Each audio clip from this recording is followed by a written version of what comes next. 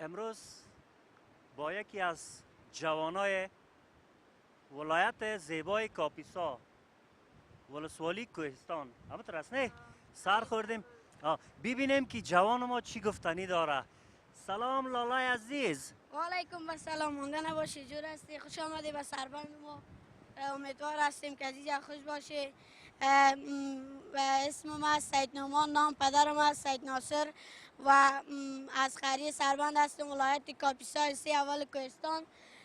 ما در دمی اطراف زندگی میکنیم و ما یک شعر میخوایم براتون بگویم. بیشک نام خدا شروع کن لالای گل. ای مشتگل اینقدر غرور به جای تو چیست، یک بار به خود نگر که معنای تو چیست، یک جمع استخوان دو پیمانه خون پنهان تو چیست، آشکارای تو چیست. تشکر از شما. نام خدا نام خدا، چی یک پیام عالیه، چی یک چیزه. تشکر لالای قن. کدام گفتنی داشته باشی ما یک در اختیارت است برای ملت عزیز ما. ما ملت عزیز ما میخوایم که تا تو جای زیبا بیان و از تو چیزا لذت ببرن و از تو تزید و بادرنگ و در تو جای خوبش، چون در بعض جاها مثل کابل در طرف های دیگه سناک است، این تو جای مقبول پیدا نمیشه که بعضی مردم تو دریا تو جای سرسبز تو جای خوبش بیان و اینجا. و ما از این برنامه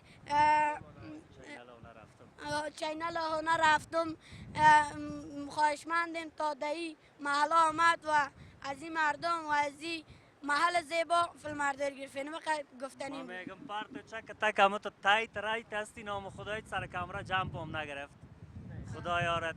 بیشکت از نام خودم تو قهرمان هستی پیش ما، پیش ملت مردم افغانستان.